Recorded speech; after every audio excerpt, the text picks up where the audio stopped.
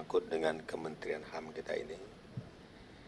Yang pertama, dulu masa Pak Jokowi menjabat,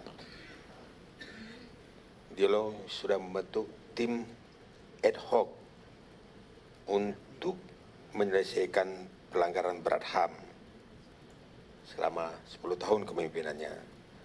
Salah satunya, beliau membentuk tim penyelesaian non-yudisial pelanggaran HAM berat masa lalu atau PPHAM yang diketuai oleh Menteri Koordinator Politik Keamanan Pak Mahfud.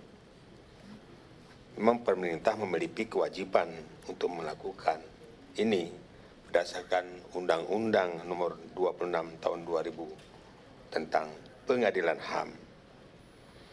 Namun instrumen ini belum dipergunakan dengan baik, malah membuat kebijakan yang ada di luar itu.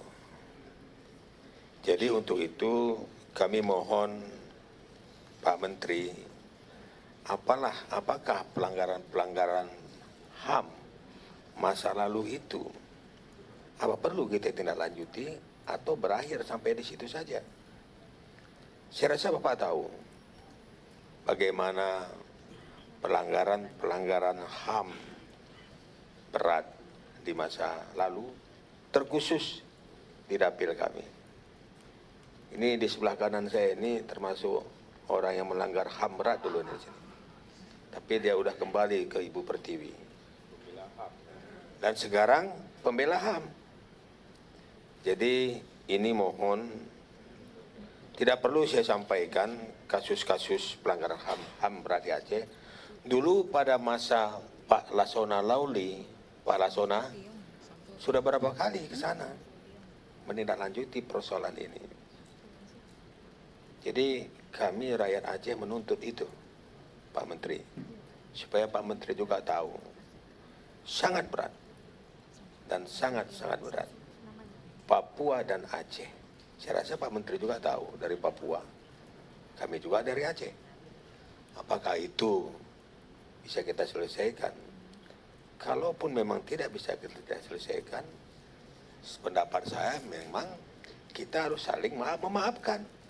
Kan itu aja.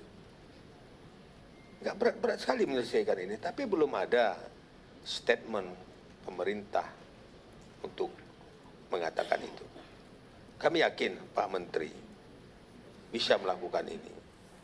Dari tampilan gaya, dari bentuknya, dari wajahnya, dari cara performanya, saya yakin dengan kepemimpinan Bapak, pelanggaran-pelanggaran HAM di masa lalu dan yang masa akan datang akan drastis.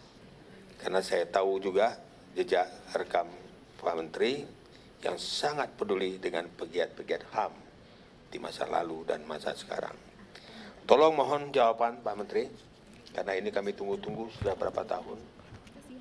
Jadi bukan pelanggaran berat HAM terhadap korban HAM, terhadap TNI yang meninggal keluarganya juga banyak.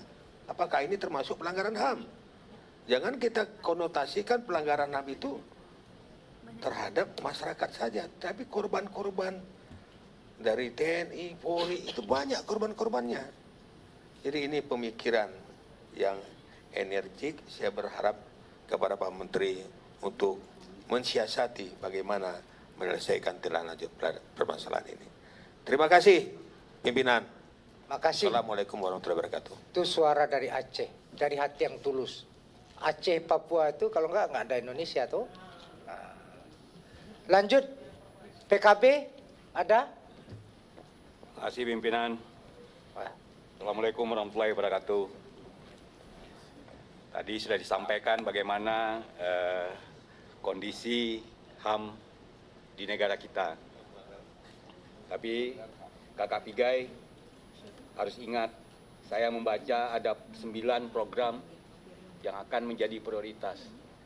Saya minta di tempat pertama ditempatkan bahwa Kakak Pigai harus memberi pemahaman kepada aparatur sipil, siapapun aparatur pemerintah untuk paham dulu tentang HAM ini apa. Jangan masyarakatnya, karena harus diingat, Amnesty International membuat report itu, dari 6 reportnya, Itu 5 pemerintah. Cuman 1 masyarakat.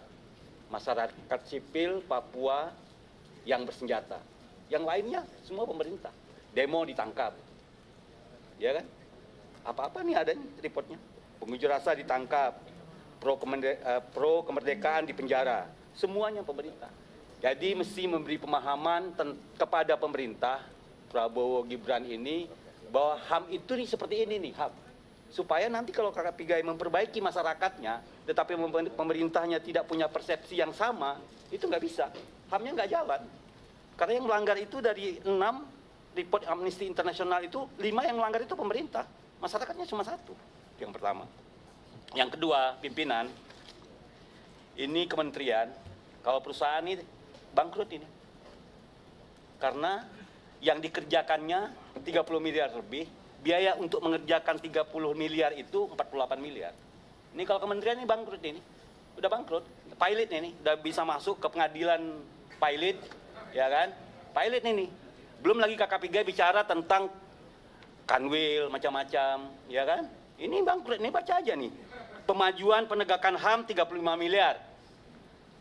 Dukungan manajemennya 48 miliar. Jadi dia mengerjakan 35 miliar, biayanya 48 miliar. Nah, ini bangkrut. Jadi ini klarifikasinya bangkrut.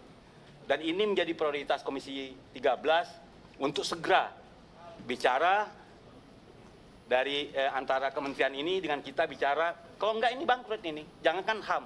Mereka sendiri ini sudah melanggar HAM terhadap dirinya sendiri. Bagaimana mau mengurus HAM orang lain sementara mereka ini melanggar HAM? Iya kan? Melanggar HAM mereka gitu loh. Jadi ini perlu kita perbaiki. Bukan kita ini bicara uang untuk program, bukan bicara uang untuk fungsi, tapi yang realistis.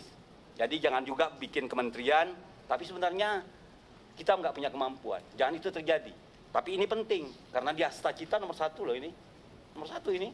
Ini kalau sempat ini hilang ini jadi 7 nih, ya kan? Nomor 1 mereka. Jadi jangan sampai mereka ini melanggar HAM terhadap dirinya sendiri. Itu mungkin pesan dari saya, pimpinan. Semoga ini bermanfaat. Billahi taufiq wal hidayah. Assalamualaikum warahmatullahi wabarakatuh. Nggak